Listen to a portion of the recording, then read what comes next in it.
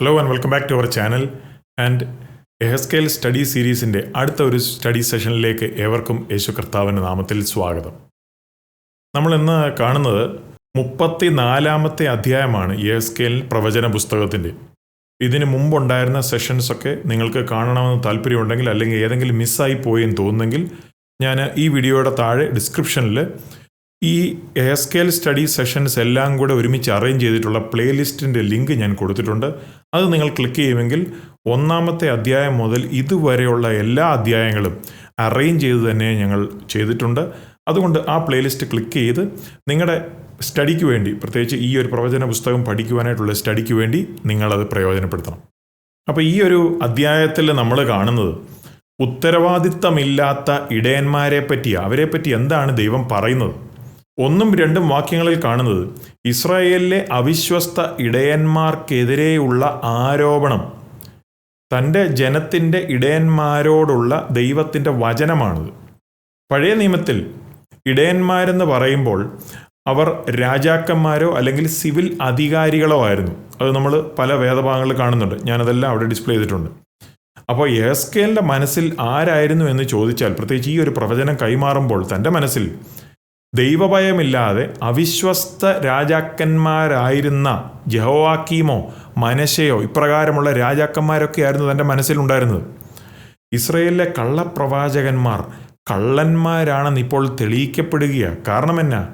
എഹസ്കേൽ പ്രവാചകൻ പ്രവചിച്ച പോലെ തന്നെ യെരുശലേമിൻ്റെ മേലുള്ള നാശം ഇപ്പോൾ വന്നിരിക്കുക. ഇസ്രായേൽ ഇടയന്മാരെക്കുറിച്ച് പ്രവചിക്കുക. ഞാനിപ്പോൾ പറഞ്ഞ പോലെ ആ സമയത്തെ ഇടയൻ എന്ന് പറയുമ്പോൾ രാജാവോ രാജകുമാരനോ സിവിൽ അധികാരിയോ ആയിരുന്നു. യോശുവ ഒരു സിവിൽ ലീഡറായിരുന്നു, പക്ഷെ തന്നെ വിളിച്ചിരുന്നതും ഒരു ഇടയനെന്നാണ്. അതുപോലെ തന്നെ രാജാവായിരുന്ന കിങ് ദാവീദ് രാജാവിനെയും വിളിച്ചിരുന്നത് ഒരു ഇടയനെന്നാണ്. ഈ ഷെപ്പേർഡ്സ് അല്ലെ ഇടയന്മാരെ ആത്മീക നേതാക്കന്മാർ എന്നും കൂടി ഒരു അർത്ഥമുണ്ട്. യെരമ്യാ പ്രവാചകനെ ഒരു ആത്മീക നേതാവെന്നും പ്രത്യേകിച്ച് തന്നെ ഒരു ഇടയൻ എന്നായിരുന്നു കണ്ടിരുന്നത്. തങ്ങളെ തന്നെ മേയിക്കുന്ന ഇസ്രയേലിൻ്റെ ഇടയന്മാർക്ക് അയ്യോ കഷ്ടം. ഇതിപ്പോൾ ആത്മീകമായിട്ടുള്ള നേതൃത്വമാണെങ്കിലും സിവിൽ അധികാരികളാണെങ്കിലും ദൈവം ആ ഇടയന്മാർക്ക് മുന്നറിയിപ്പ് കൊടുക്കുക. കാരണം അവർ ജനത്തെ അവഗണിച്ചുകൊണ്ട് അവർ തന്നെത്താനെയുള്ള വളർച്ചയ്ക്ക് വേണ്ടിയാണ് അവർ ഫോക്കസ് കൊടുത്തത്. ദൈവീക ഇടയന്മാർ അവർ ആടുകളെ അല്ലെങ്കിൽ ജനത്തെ സേവിക്കുന്നതിന് വേണം കൂടുതൽ ഉത്സാഹം കാണിക്കുവാൻ. ആടുകളെ അല്ലയോ ഇടയന്മാർ മേയിക്കേണ്ടത് എന്നാണ് അവിടെ പറയുന്നത്. ഈ ഇടയന്മാർ ദൈവത്തിൻ്റെ ജനത്തിന് ദൈവവചനം കൈമാറിയില്ല. ഇതുതന്നെയാണ് ഇന്നും ഏതൊരു മിനിസ്ട്രി, ഏതൊരു ചർച്ച്, ഏതൊരു പാസ്റ്റർ എന്തിനേയും അളക്കേണ്ടുന്ന അളവുകോൽ. എത്ര പാസ്റ്റേഴ്സും എത്ര സഭാ ലീഡേഴ്സും ഇപ്രകാരമുള്ളൊരു കമ്മിറ്റ്മെൻറ്റും ഒരു സമർപ്പണവും ഡെഡിക്കേഷനുമുണ്ട് ദൈവജനത്തിന് ദൈവവചനം അത് പൂർണ്ണതയോടുകൂടി തന്നെ കൊടുക്കുവാൻ. അപ്പോസ്തല പ്രവർത്തികൾ 20-27 അപ്പോസ്തലനെ പൗലോസ് പറഞ്ഞത്, നിങ്ങൾക്ക് ദൈവത്തിൻ്റെ മുഴുവനുമായിട്ടുള്ള ഉപദേശത്തെ കൈമാറുവാൻ ഞാൻ മടി കാണിച്ചില്ല എന്ന്. 3-4 വാക്യങ്ങളിൽ പറയുന്നത് ഈ അവിശ്വസ്ത ഇടയന്മാരുടെ അത്യാഗ്രഹത്തെക്കുറിച്ചാണ്. നിങ്ങൾ മേധസ് തിന്നുകയും ആട്ടുരോമം ഉടുക്കുകയും. ഇസ്രയേലിലെ അവിശ്വസ്തരായിട്ടുണ്ടായിരുന്ന നേതാക്കന്മാർ, അതിപ്പം ആത്മീകരാന്നേലും സിവിലാന്നേലും, അവർ ആളുകളെ ഉപയോഗിച്ചുകൊണ്ട്, അതായത് ആളുകളുടെ നന്മയോ ഒന്നും ശ്രദ്ധിക്കാതെ ആളുകളെ ഉപയോഗിച്ചുകൊണ്ട് അവർ വളരുകയായിരുന്നു. ഏതെങ്കിലും ഒരു ദൈവദാസൻ ദൈവവചനം ആവശ്യമാവണ്ണം ജനത്തിന് കൊടുക്കുന്നില്ല എങ്കിൽ അദ്ദേഹം ആ ജനത്തിൻ്റെ മുമ്പാകെ ശുശ്രൂഷ ചെയ്യുന്നില്ല. ആടുകളെ നിങ്ങൾ മേയ്ക്കുന്നില്ല താനും. ഒരു ദൈവിക ഇടയൻ ദൈവജനത്തിന് വിശ്വസ്തമായി ദൈവവചനം കൊടുക്കണം. അത് നമ്മൾ യെശയ്യാവിൻ്റെ പുസ്തകം, യെരമ്യാവ്, യോഹന്നാൻ, 1 കൊരിന്ത്യർ, എബ്രായർക്ക് ലേഖനം, 1 പത്രോസ് 2-ാമത്തെ അധ്യായം, അവിടെയെല്ലാം നമ്മൾ കാണുന്നുണ്ട്. നമ്മൾ വിശ്വാസത്തിൻ്റെ വാക്കുകളിലാണ് നാം ബലപ്പെടുന്നത്. ദൈവത്തിൻ്റെ സകല വചനവും നമുക്ക് ആത്മീക ഭക്ഷണമാണ്, ആത്മീക മന്നയാണ്. പിന്നെ ഇവിടെ കാണുന്ന വാക്കുകളാണ് ശക്തീകരിക്കുക, ചികിത്സിക്കുക, മുറിവ് കെട്ടുക, തിരിച്ചു വരുത്തുക, അന്വേഷിക്കുക. ഈ വാക്കുകൾ സൂചിപ്പിക്കുന്നത് ഒരു വിശ്വസ്തനായ ഒരു ദൈവിക ഇടയൻ്റെ ജോലികളാണ്. അതായത് ക്ഷീണമുണ്ടാകുമ്പോൾ ആ ആടുകളെ ബലപ്പെടുത്തണം. രോഗമോ അല്ലെങ്കിൽ എന്തെങ്കിലും അസ്വസ്ഥത ഉണ്ടാകുമ്പോൾ ആ അസ്വസ്ഥത മാറുന്ന വിധത്തിലായിരിക്കണം ആ ദൈവിക ഇടയൻ്റെ ഉത്തരവാദിത്വവും പ്രവൃത്തിയും. എന്തെങ്കിലും മുറിവുകളോ എന്തെങ്കിലും വൂൺസ് ഉണ്ടെങ്കിൽ മുറിവ് കെട്ടുന്ന രീതിയിലുള്ള പ്രവൃത്തികളായിരിക്കണം ദൈവദാസൻ്റെ. ആളുകൾ അനുസരണക്കേട് കാണിച്ചാൽ അവരെ മടക്കിക്കൊണ്ടുവരുന്ന ഒരു ഉത്തരവാദിത്തമാണ് ദൈവദാസൻ്റെ. ആളുകൾ നഷ്ടപ്പെട്ടു പോകുന്നുവെന്ന് കണ്ടാൽ അവരെ അന്വേഷിച്ച് കണ്ടെത്തുന്ന ഒരു ജോലിയാണ് ദൈവദാസൻ്റെ. എഫെസ്യർക്ക് ലേഖനം 4-ാം അധ്യായം 11-12 വാക്യങ്ങളിൽ സഭാ നേതൃത്വത്തെപ്പറ്റി പറയുന്നു. അവരെങ്ങനെയാണ് സഭയ്ക്ക് ആത്മീക വർധനവ് കൊണ്ടുവരുന്നതും സഭയിലുള്ള ഓരോരുത്തരെയും എക്യുപ്പ് ചെയ്യുക, അല്ലെങ്കിൽ അവരെ ബലപ്പെടുത്തുകയാണ് ക്രിസ്തുവിന് വേണ്ടിയുള്ള ഒരു എഫക്റ്റീവ് സാക്ഷിയാകുവാൻ. അതാണ് അവരുടെ ഉത്തരവാദിത്വം. പിന്നെ കണ്ടത് കഠിനതയോടും ക്രൂരതയോടും കൂടെ അവയെ ഭരിച്ചിരിക്കുന്നു. ആവശ്യത്തിനുള്ള കെയർ കൊടുക്കാതെയും ജ്ഞാനത്തോടുകൂടിയും ഒരു അനുകമ്പയോടുകൂടിയും ഈ വിശ്വസ്തനായിട്ടുള്ള ഒരു ഇടയൻ പ്രവർത്തിക്കേണ്ടതിന് പകരം ഈ അവിശ്വസ്തരായിട്ടുള്ള ഇടയന്മാർ ബലം പ്രയോഗിച്ച് ക്രൂരതയോടുകൂടിയാണ് ഈ ജനത്തെ ഭരിച്ചിരുന്നത്. 5-6 വാക്യങ്ങളിൽ പറയുന്നത് ഈ അവിശ്വസ്തരായിട്ടുള്ള ഇടയന്മാരുടെ പ്രവൃത്തി നിമിത്തം ഉണ്ടായ ഫലം. ദൈവവചനം ലഭിക്കേണ്ടതുപോലെ ലഭിക്കാത്തപ്പോൾ ആ ആടുകൾ അല്ലെങ്കിൽ ആളുകൾ പല സ്ഥലങ്ങളിലേക്കും ചിതറിക്കപ്പെടും. ദൈവവചനം ആവശ്യമാവണ്ണം സഭയിൽ കൊടുക്കുന്നില്ല എങ്കിൽ അവർ സകല കള്ള ഉപദേശവും വ്യാജത്തിൻ്റെ പുറയും ദുരുപദേശത്തിൻ്റെ എല്ലാം പുറകെ പോവും. കാരണം ആവശ്യമാവണ്ണമുള്ള വിവേചനം അവർക്കില്ല. യേശു തന്നെ പറഞ്ഞില്ലേ, എൻ്റെ ജനം എൻ്റെ ശബ്ദം കേൾക്കും, ഞാൻ അവരെ അറിയും, അവർ എന്നെ അനുഗമിക്കും. അപ്പോൾ ആടുകൾ അല്ലെങ്കിൽ ആളുകൾ ദൈവവചനമാണ് കേൾക്കേണ്ടത്. അവ കാട്ടിലെ സകല മൃഗങ്ങൾക്കും ഇരയായിത്തീർന്നു. ഇതാണ് ചിതറിക്കപ്പെടുന്നതിൻ്റെ ഫലം. ആളുകളിലെ ചിലർ വന്യജീവികൾക്ക് ഇരയായിത്തീർന്നു. പിന്നെ അവിടെ കാണുന്നതാണ് എൻ്റെ ആടുകൾ. ദൈവം 2 തവണ പറയുകയാണ് ഈ ആടുകൾ അല്ലെങ്കിൽ ജനത്തെക്കുറിച്ചാണ് പറയുന്നത്. ആ ആളുകൾ ദൈവത്തിൻ്റെ വകയാണ്. സിവിൽ അല്ലെങ്കിൽ ആത്മീക നേതൃത്വം ആരായിരുന്നാലും, പ്രത്യേകിച്ച് ദൈവ സഭയോടുള്ള ബന്ധത്തിൽ പറഞ്ഞാൽ ദൈവജനം അല്ലെങ്കിൽ സഭ എൻ്റേതാണ് എന്നുള്ളൊരു പദപ്രയോഗം പലപ്പോഴും കേട്ടിട്ടില്ലേ പലരും പറയുന്നത്? എൻ്റെ ചർച്ച്, എൻ്റെ സഭ, എൻ്റെ ആളുകൾ എന്നൊക്കെയുള്ളത്. പ്രിയമുള്ളവരെ, അത് വളരെ അപകടകരമായിട്ടുള്ള ഒരു പറച്ചിലാണ്. ഒരിക്കലും ആർക്കും ഏതൊരു മനുഷ്യനും അവകാശപ്പെടുവാൻ സാധിക്കില്ല സഭ ആ വ്യക്തിയുടെയാണ്. കാരണം സഭ യേശുവിൻ്റെ വകയാണ്. യേശു പറഞ്ഞത് എന്താ? ഞാൻ എൻ്റെ സഭയെ പണിയും എന്നാണ് യേശു പറഞ്ഞത്. അതുകൊണ്ട് ഒറ്റ വ്യക്തിക്കും, അത് ഏത് വലിയ പാസ്റ്ററാണെങ്കിലും അവകാശപ്പെടാൻ പറ്റില്ല എൻ്റെ പള്ളി, എൻ്റെ സഭ, എൻ്റെ ചർച്ച്. നാം എല്ലാവരെയും കർത്താവ് ആക്കി വെച്ചിരിക്കുന്നത് സ്റ്റ്യൂവേർഡ്സായിട്ടാണ്, അതായത് കാര്യസ്ഥന്മാരായിട്ടാണ്. കർത്താവിൻ്റെ സഭയെ ഒരുക്കുവാൻ ദൈവം നമ്മെ ഓരോരുത്തരെയും ഒരു ചുമതല തന്ന് ഏൽപ്പിച്ചിരിക്കുക. അത്രമാത്രമേ ഉള്ളൂ. ഇവിടെ നമ്മൾ കാണേണ്ടത്, യെഹെസ്കേൽ പ്രവചന പുസ്തകത്തിൽ കാണുന്നത്, ആരും ദൈവത്തിൻ്റെ ആടുകളെ അല്ലെങ്കിൽ ദൈവജനത്തെ അന്വേഷിക്കുകയോ കണ്ടെത്തുവാനോ അവരുടെ ക്ഷേമം അന്വേഷിക്കുവാനോ ഉത്സാഹിച്ചില്ല.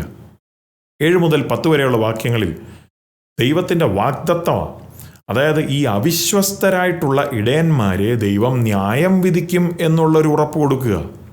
ദൈവം ഈ അവിശ്വസ്തരായിട്ടുള്ള ഇടയന്മാരുടെ പ്രവർത്തികളെല്ലാം കണ്ടു. എന്നിട്ട് ദൈവം പറയുകയാണ്, ദൈവം ഒരിക്കലും മിണ്ടാതിരിക്കില്ല. ഈ ഇടയന്മാർ സ്വയം തിരുത്തും എന്ന് വിചാരിച്ച് കുറേ നാൾ ദൈവം അവരെ ക്ഷമിച്ചു. പക്ഷേ അവർ തിരുത്താത്തതുകൊണ്ട് ദൈവം ഇനി ഇടപെടുവാൻ പോവുകയാണ്. എൻ്റെ ആടുകൾ ഇരയായി. അതെന്താ അങ്ങനെ പറയുന്നത്? ഈ ഇടയന്മാർ ആളുകളെ ശ്രദ്ധിക്കാതെ അവരുടെ സ്വന്തം കാര്യങ്ങളുമൊക്കെ അന്വേഷിച്ച് നടന്നത് നിമിത്തം ഈ ആളുകൾ അങ്ങോട്ടും ഇങ്ങോട്ടും എല്ലാം ചിതറിക്കപ്പെട്ടു. പക്ഷെ ദൈവം അപ്രകാരം പ്രവർത്തിക്കില്ല. ദൈവം കണ്ടു തൻ്റെ ജനം മറ്റു വന്യജീവികൾക്ക് അല്ലെങ്കിൽ മറ്റ് ദേശക്കാർക്ക് ഇരയാവുന്നത്. അതുകൊണ്ട് തന്നെ ദൈവം ഇടപെടുവാൻ പോവുകയാണ്. ഇടയന്മാർ തങ്ങളെ തന്നെ മേയ്ക്കുകയും ആടുകളെ മേയ്ക്കാതിരിക്കുകയും. അതിൻ്റെ അർത്ഥം ഈ ആളുകളെ അവഗണിക്കുന്നത് മാത്രമല്ല ഈ കള്ളയിടമാർ ചെയ്തത്. അവർ ഈ ആളുകളുടെ ചെലവിലാണ് അവർ ജീവിച്ചുകൊണ്ടിരുന്നത്. അവർ മറ്റൊരർത്ഥത്തിൽ പറഞ്ഞാൽ വന്യജീവികളെ പോലെ തന്നെ ഈ ജനത്തെ ഉപയോഗിച്ചുകൊണ്ട് അവരുടെ സ്വന്തം താല്പര്യങ്ങൾക്ക് വേണ്ടി ഈ ഇടയന്മാർ ആളുകളെ ഉപയോഗിക്കുകയായിരുന്നു. ഞാൻ ഇടയന്മാർക്ക് വിരോധമായിരിക്കുന്നു. ഞാൻ എൻ്റെ ആടുകളെ അവരുടെ കയ്യിൽ നിന്ന് ചോദിച്ചു. ദൈവം പറയുന്നത്, ഈ അവിശ്വസ്തരായ ദൈവഭയമില്ലാത്ത ഇടയന്മാരെ ദൈവം ന്യായം വിധിക്കും. ഈ ജനത്തിൻ്റെ മുമ്പാകെ ഈ ഇടയന്മാർ ശിക്ഷ വിധിക്കപ്പെടുന്നില്ല എന്നൊക്കെ തോന്നും. പക്ഷെ ദൈവം ഉറപ്പ് നൽകിയ ദൈവം അവരെ കൈകാര്യം ചെയ്യാൻ പോവുകയാണ്. ഇന്നും അവിശ്വസ്തരായിട്ടുള്ള സഭാ നേതൃത്വം, അത് പാസ്റ്ററായാലും ഏത് ലീഡറാണെങ്കിലും, അവർ ചെയ്യുന്ന തെറ്റുകളും പല കാര്യങ്ങളും പലർക്കും അറിയാം. അപ്പം ജനം വിചാരിക്കും അവരൊന്നും ശിക്ഷിക്കപ്പെടുന്നില്ലല്ലോ എന്ന് നമുക്ക് തോന്നാം. പക്ഷെ ദൈവത്തിൻ്റെ വചനം നോക്കിയാൽ മനസ്സിലാകും, ഈ അവിശ്വസ്തത കാണിക്കുന്ന ഏത് വലിയ പാസ്റ്ററാണെങ്കിലും ഏത് സഭാ ലീഡറാണെങ്കിലും ദൈവം അവരെ ന്യായം വിധിക്കും. ഇനി കാണുന്നതാണ്, ദൈവമാണ് യഥാർത്ഥ ഇടയൻ. 11 മുതൽ 16 വരെയുള്ള വാക്യങ്ങളിൽ കാണുന്നത്, ഈ അവിശ്വസ്തരായിട്ടുണ്ടായിരുന്ന ഈ ഇടയന്മാർ എന്താണോ ചെയ്യാതിരുന്നത് അത് ദൈവം ചെയ്യാൻ പോവുകയാണ്. ഇടയനെ പറ്റി പറയുന്നത് നല്ലവനായ വലിയവനായ മുഖ്യ ഇടയൻ എന്ന് പറയുന്നതിൻ്റെ പരമമായിട്ടുള്ള നിവൃത്തീകരണം ആരിലാണ് കണ്ടത്? യേശു കർത്താവ് എന്ന മശിഹയിലാണ് കണ്ടത്. അത് പല സങ്കീർത്തനങ്ങളിലും നമ്മൾ ആ ഒരു റോൾ, മശിഹയുടെ ആ ഒരു റോൾ നമ്മൾ കാണുന്നുണ്ട്.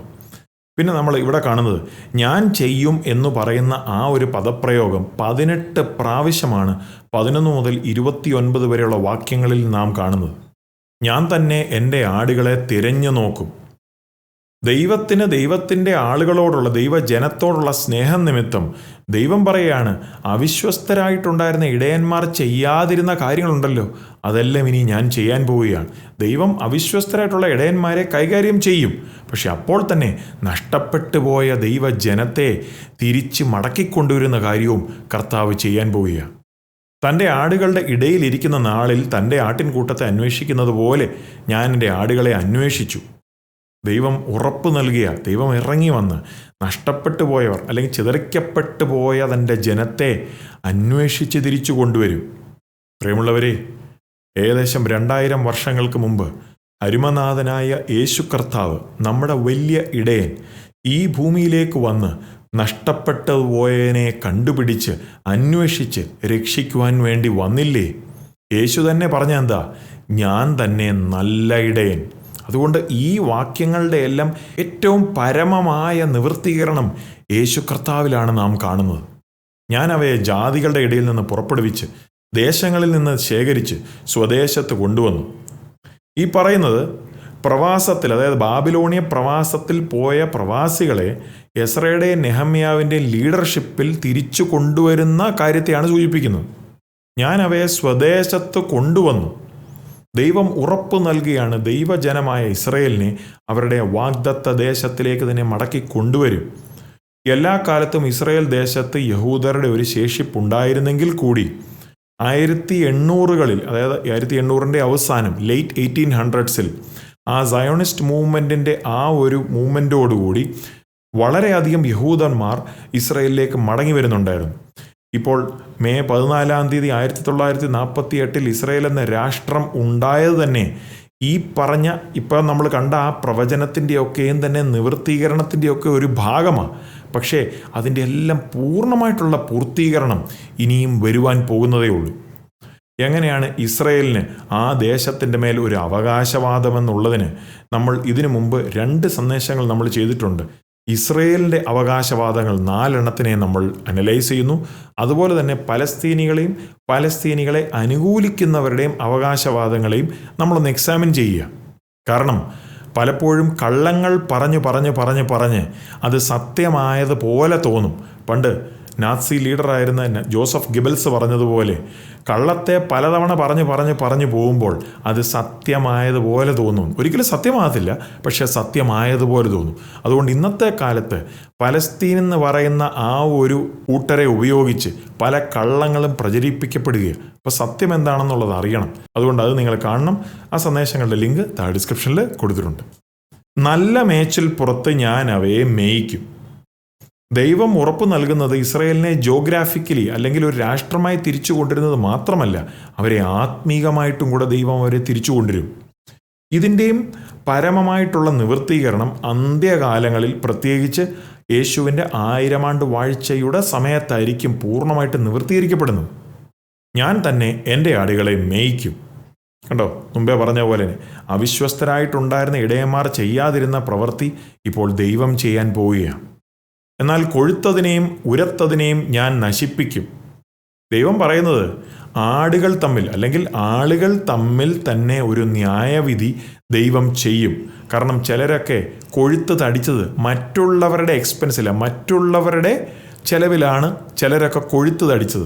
അതുകൊണ്ട് തന്നെ ദൈവജനത്തിൻ്റെ ഇടയ്ക്ക് തന്നെ ഒരു ശുദ്ധീകരണം, ഒരു ന്യായവിധി നടപ്പാക്കും. നിങ്ങൾ നല്ല മേച്ചൽ മേഞ്ഞിട്ട് മേച്ചലിൻ്റെ ശേഷിപ്പിനെ കാൽ കൊണ്ട് ചവിട്ടിക്കളയുന്നതും തെളിഞ്ഞ വെള്ളം കുടിച്ചിട്ട് ശേഷിപ്പുള്ളതിനെ കാൽ കൊണ്ട് കലക്കിക്കളയുന്നതും നിങ്ങൾക്ക് പോരായോ? ദൈവത്തിൻ്റെ കുറ്റാരോപണം ശ്രദ്ധിക്കണം. ഈ വഴിവിട്ടുപോയ ജനം അവർ അവരുടെ മേച്ചൽപ്പുറത്തെ ഭക്ഷണം തിന്നത് എന്നുള്ളതല്ല, അതിലല്ല പ്രശ്നം. പക്ഷേ അവർ തിന്ന ശേഷം അവർ ആ മേച്ചൽപ്പുറത്തെ നശിപ്പിക്കുക. അതായത് അവരുടെ ആ മോശമായിട്ടുള്ള പ്രവർത്തികൾ നിമിത്തം അവരെ കാണുന്ന സാധാരണ ജനം അല്ലെങ്കിൽ സാധുക്കളായിട്ടുള്ള ജനം പോലും ഡിസീവ്ഡ് ആയി പോവുക. അവരും തെറ്റിക്കപ്പെടുകയാണ്. അവർക്ക് ഗുണത്തിന് പകരം ദോഷമായി വരികയാണ്. തെളിഞ്ഞ വെള്ളം കുടിച്ചിട്ട് ശേഷിപ്പുള്ളതിനെ കാൽ കൊണ്ട് കലക്കിക്കളയുന്നു. കണ്ടോ, അവർ മറ്റുള്ള ആടുകൾക്ക് തിന്നുവാൻ പറ്റാത്ത വിധത്തിൽ മേച്ചൽപ്പുറത്തെ നശിപ്പിക്കുക എന്ന് പറയുമ്പോൾ ഞാനിപ്പോൾ മുമ്പേ പറഞ്ഞതുപോലെ മറ്റ് ജനത്തിനും ഇടർച്ചയാകുന്ന വിധത്തിലുള്ള പ്രവർത്തികളാണ് ഈ നേതൃത്വത്തിൽ നിന്നും അതുപോലെ തന്നെ വഴിവിട്ടു പോകുന്ന ജനത്തിൻ്റെ ഭാഗത്തു നിന്നും ഉണ്ടായത്. ഇന്നത്തെ സഭാ ലീഡേഴ്സിനെയൊക്കെ ഒന്ന് കമ്പയർ ചെയ്താൽ എത്രയോ പേർ പല ഡേർട്ടി പൊളിറ്റിക്സും പല ഡേർട്ടി ഗെയിമുകളുമൊക്കെ കളിച്ച്, കാരണം എന്നാ, അവരുടെ അഹങ്കാര നിമിത്തം ആ സഭകളെ, അവരുടെ തന്നെ സഭകളെ അല്ലെങ്കിൽ അവരുടെ തന്നെ ആ കൂട്ടത്തെ നശിപ്പിക്കുന്നു. കാരണം അവരുടെ പോരായ്മകളെ സഭയിലുള്ളവർ ചിലപ്പോൾ ചൂണ്ടിക്കാണിച്ചു കാണാം. അപ്പോൾ അവരുടെ അഹങ്കാര നിമിത്തം അവർ ക്ഷമ ചോദിക്കത്തില്ല. ചിലർ പറയുന്നത് കേട്ടിട്ടില്ലേ, പാസ്റ്റർ ക്ഷമ ചോദിക്കത്തില്ല. അവരുടെ അഹങ്കാര നിമിത്തം അവർ ക്ഷമ ചോദിക്കാതെ, കാരണം അവരുടെ തെറ്റുകളെ ഓർത്ത് അവർ ദൈവത്തോടും മനുഷ്യരോടും ക്ഷമ ചോദിക്കുന്നതിന് പകരം അവർ സഭകളെ നശിപ്പിക്കുകയാണ്. എന്നിട്ട് അതുമാത്രമല്ല, അവരുടെ തെറ്റുകളെ അവർ ന്യായീകരിക്കുകയും കൂടെ. ഇതൊക്കെയല്ലേ അന്ന് നമ്മൾ യെഹെസ്കേൽ പ്രവചനത്തിൽ വായിക്കുന്ന അന്നത്തെ ലീഡേഴ്സിനെ പോലെ തന്നെ ഇന്നും സഭകളിൽ എത്രയോ ലീഡർമാരുണ്ട്. ഞാൻ കുറേ നാൾ മുമ്പ് ഡയോട്രിഫസ് സിൻഡ്രോം എന്ന് പറയുന്ന ഒരു സന്ദേശം ഞാൻ ചെയ്തിട്ടുണ്ട്. താങ്കൾ ഡയോട്രിഫസ് ആണോ അതോ ഡെമത്രിയോസ് ആണോ? ആ സന്ദേശം നിങ്ങൾ കണ്ടിട്ടില്ലെങ്കിൽ കാണണം. അത് കാണുമെങ്കിൽ ഏതെല്ലാം ടൈപ്പുകളിലുള്ള ആളുകൾ സഭയ്ക്കകത്തുണ്ട് എന്ന് നമുക്കൊരു ഐഡിയ കിട്ടും.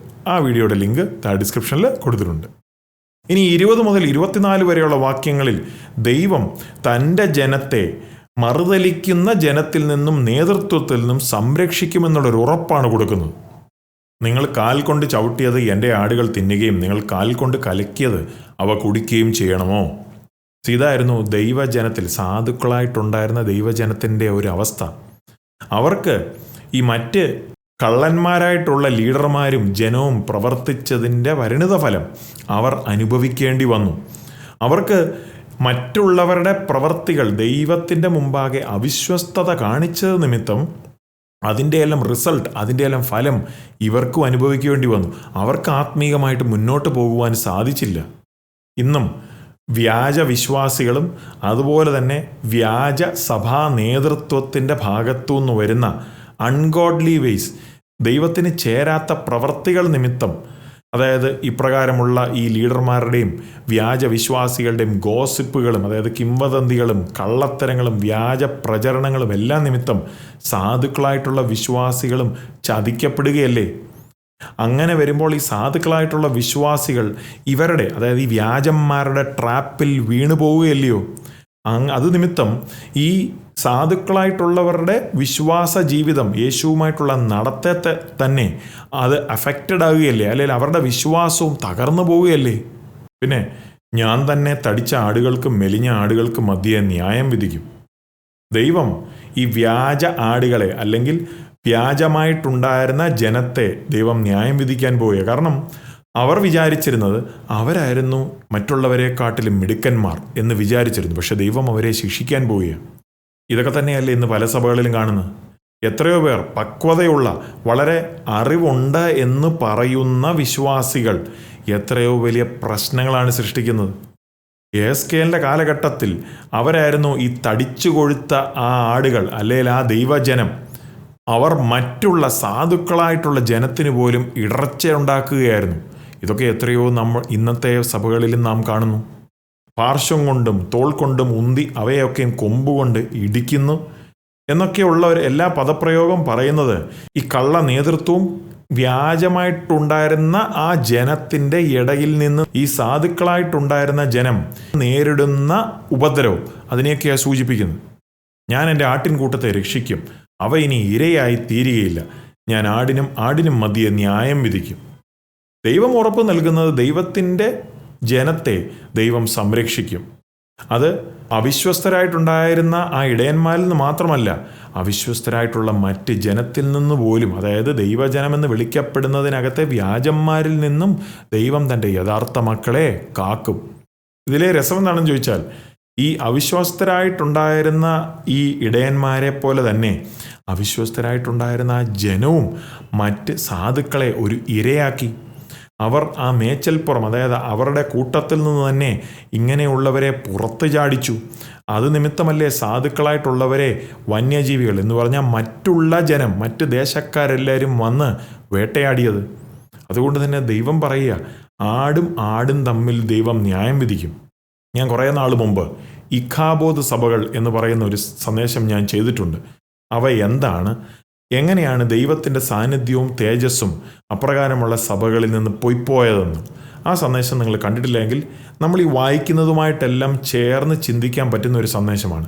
അതിൻ്റെ ലിങ്കും താഴെ ഡിസ്ക്രിപ്ഷനിൽ കൊടുത്തിട്ടുണ്ട്.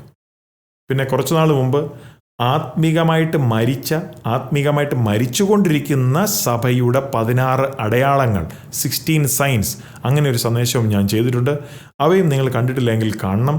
അപ്പോൾ നമ്മൾക്ക് മനസ്സിലാക്കുവാൻ സാധിക്കും, ഇന്ന് സഭ എന്ന് പറയുന്ന അനേക സഭകളിൽ ഇപ്രകാരമുള്ള അടയാളങ്ങൾ വല്ലതും ഉണ്ടോ. ആ ഒരു സന്ദേശത്തിൻ്റെ ലിങ്കും താഴെ ഡിസ്ക്രിപ്ഷനിൽ കൊടുത്തിട്ടുണ്ട്. അങ്ങനെ യഹോവയായ ഞാൻ അവർക്ക് ദൈവവും എൻ്റെ ദാസനായ ദാവീദ് അവരുടെ മധ്യേ പ്രഭുവും ആയിരിക്കും.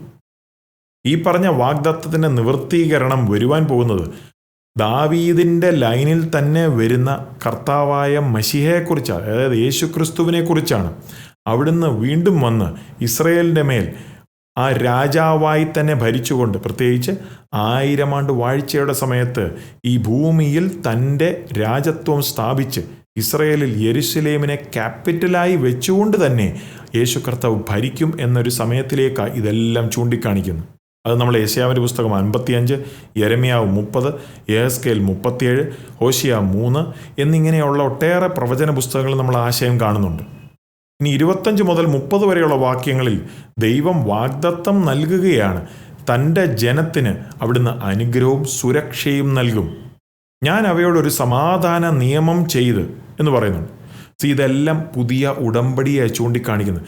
യേശു കർത്താവിലൂടെ സ്ഥാപിച്ച പുതിയ ഉടമ്പടി, അതിലേക്കാണ് ഇതെല്ലാം പരമമായിട്ട് ചൂണ്ടിക്കാണിക്കുന്നത്. പ്രത്യേകിച്ച് അതിൻ്റെയും പൂർത്തീകരണം കാണുന്നത് മില്ലേനിയൽ കിങ്ഡം 1000 ആണ്ട് വാഴ്ചയുടെ സമയത്താണ്.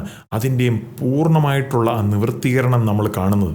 ഈ 1000 ആണ്ട് വാഴ്ചയിലുള്ള സമാധാനത്തെ പറ്റിയുള്ള വാഗ്ദത്തങ്ങൾ മറ്റു വേദഭാഗങ്ങളും കാണുന്നുണ്ട്. യെശയ്യാവ് 2-ലും യെരമ്യാവ് 23-ലൊക്കെയും കാണുന്നുണ്ട്. അങ്ങനെ അവ മരുഭൂമിയിൽ നിർഭയമായി വസിക്കുകയും കാടുകളിൽ ഉറങ്ങുകയും ചെയ്യും. ഇതെല്ലാം 1000 ആണ്ട് വാഴ്ചയുടെ സമയത്തെയുള്ള അതിലേക്കാണ് ചൂണ്ടിക്കാണിക്കുന്നത്. അത് ആ സമയത്ത് ഈവൻ പരിസ്ഥിതിയെ പോലും രൂപാന്തരപ്പെടുത്തും ദൈവം. അതുകൊണ്ടാണല്ലോ പറയുന്നത് വന്യജീവികൾ ആ സമയത്ത് ആക്രമിക്കില്ല എന്ന്. പിന്നെ അനുഗ്രഹമഴ എന്നല്ല പദപ്രയോഗങ്ങളെല്ലാം ആ ഒരു സ്ഥിതിയാണ് ചൂണ്ടിക്കാണിക്കുന്നത്. അപ്പോൾ യെശയ്യാവിൻ്റെ പുസ്തകം 11, യെശയ്യാവിൻ്റെ പുസ്തകം 65, ഇവിടെയെല്ലാം തന്നെ ഈ 1000 ആണ്ട് വാഴ്ചയെ പറ്റിയുള്ള മറ്റ് വേദഭാഗങ്ങൾ നമ്മൾ കാണുന്നുണ്ട്. അനുഗ്രഹകരമായ മഴയെന്ന് പറയുന്നത് തന്നെ ആത്മാവിൻ്റെ പുതുക്കത്തെയാണ് ചൂണ്ടിക്കാണിക്കുന്നത്. അവർ നിർഭയമായി വസിക്കുകയും, ദൈവം ഉറപ്പ് നൽകുന്നത് ഈ പുതിയ ഉടമ്പടിയുടെ പൂർണ്ണമായിട്ടുള്ള നിവൃത്തീകരണത്തിൻ്റെ സമയത്തിൽ ഇസ്രയേൽ യഥാസ്ഥാനപ്പെടുകയും, അതൊക്കെയാണ് യെരമ്യാവ് 23, 30 അധ്യായങ്ങളിലെല്ലാം നമ്മൾ വായിക്കുന്നുണ്ട്. അങ്ങനെ ദൈവം അവരുടെ സകല ആവശ്യങ്ങളെയും നിവർത്തിക്കുകയും അവർ ഇനി ഒരിക്കലും കഷ്ടം അനുഭവിക്കാത്ത ഒരു സ്ഥിതിയിലും ആയിത്തീരും.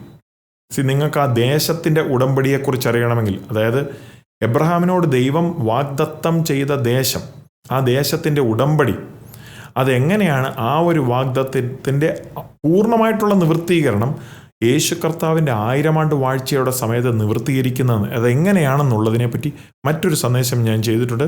മാപ്പുകളും പിക്ചേഴ്സും എല്ലാം വെച്ചാണ് നമ്മളത് ചെയ്തിരിക്കുന്നത്. ആ സന്ദേശം നിങ്ങൾ കണ്ടിട്ടില്ലെങ്കിൽ കാണണം. അതിൻ്റെ ലിങ്കും താഴെ ഡിസ്ക്രിപ്ഷനിൽ കൊടുത്തിട്ടുണ്ട്. പിന്നെ 27, 28, 29 വാക്യങ്ങളിൽ ദൈവം തൻ്റെ ജനത്തെ അനുഗ്രഹിക്കുകയും അവരെ സംരക്ഷിക്കും എന്നൊക്കെയുള്ള ഒരു ഉറപ്പാണ് നൽകുന്നത്. പിന്നെ 31-ാമത്തെ വാക്യത്തിൽ ദൈവം വീണ്ടും ഉറപ്പ് നൽകുക, വാഗ്ദത്തം നൽകുകയാണ്. തൻ്റെ ജനത്തിന് ഒരു ഉറപ്പ് നൽകുക. ഇങ്ങനെ അവരുടെ ദൈവമായ യഹോവ എന്ന് ഞാൻ അവരോടുകൂടെ ഉണ്ടെന്നും ഇസ്രായേൽ ഗൃഹമായിരിക്കുന്ന അവർ എൻ്റെ ജനമാകുന്നു എന്നും അവർ അറിയും. ദൈവം ഇസ്രായേലിനെ സംരക്ഷിക്കുകയും യഥാസ്ഥാനപ്പെടുത്തുകയും ദൈവം ഇസ്രായേലിനെ ഉയർത്തുന്നത് നിമിത്തം ദൈവം തൻ്റെ നാമത്തെയാണ് ഉയർത്തുന്നത്. ഇസ്രായേലിൻ്റെ നാണക്കേട് ദൈവം എടുത്തു മാറ്റുമ്പോൾ ദൈവം തൻ്റെ പേരിന് തന്നെ, ദൈവം തൻ്റെ നാമത്തിന് തന്നെ മഹത്വം കൊണ്ടിരിക്കുകയാണ്. എൻ്റെ മേച്ചൽ പുറത്തെ ആടുകളായി, എൻ്റെ ആടുകളായി ഉള്ളവരെ, ഇത് വലിയൊരു ഉറപ്പാണ് നൽകിയത്. ഈ വഴിവിട്ടുപോയ ഇടയന്മാരും വഴിവിട്ടുപോയ അല്ലെങ്കിൽ മറുതലിച്ച ആളുകളും അവർക്കുള്ളൊരു ഉറപ്പാണ്. അവർ മാനസാന്തരപ്പെട്ട് ദൈവത്തിങ്കിലേക്ക് വന്നാൽ, അവർ യഹോവ ഒരുക്കുന്ന മേച്ചൽ പുറത്തു തന്നെ നിന്നാൽ അവരെ ദൈവം അനുഗ്രഹിക്കും. നിങ്ങൾ മനുഷ്യരത്രേ, ഞാനോ നിങ്ങളുടെ ദൈവം. ഇത് ദൈവം കൊടുക്കുന്ന ഒരു ആശ്വാസമായിട്ടുള്ളൊരു ഉറപ്പാണ്. അതായത് അവർ മനുഷ്യരാണെങ്കിലും അവർ ഈ ആടുകളെക്കാട്ടിലും വിലയുള്ളവയാണ്. അവർ മനുഷ്യരാണ്, ദൈവത്തിൻ്റെ സ്വരൂപത്തിൽ തന്നെ സൃഷ്ടിക്കപ്പെട്ടവർ. അവരപ്പോൾ തന്നെ മനസ്സിലാക്കണം, അവരുടെ ദൈവം യഹോവയായ ദൈവമാണ്. സൃഷ്ടാവാം ദൈവം അവരുടെ ദൈവമാണ്. ഇതായിരുന്നു അവരുടെ മഹത്വവും, അതായത് ദൈവം അവരുടെ കൂടെ ഉണ്ട് എന്നുള്ളത് നിമിത്തമുള്ള മഹത്വവും അവരുടെ ഉത്തരവാദിത്വവും. മറ്റ് ദേശക്കാരുടെ മുമ്പാകെ ദൈവത്തിനു വേണ്ടി ഒരു യഥാർത്ഥ സാക്ഷിയായിരിക്കണം, ഒരു ട്രൂ വിറ്റ്നസ് ആയിരിക്കണം. യഹോവയായ ദൈവത്തെ മറ്റുള്ളവർക്ക് കാണിച്ചു കൊടുക്കുന്ന ഒരു ജനമായിരിക്കണമെന്നുള്ളതിൻ്റെ ഒരു വലിയ ഉത്തരവാദിത്വവും ഇതിനകത്തുണ്ട്.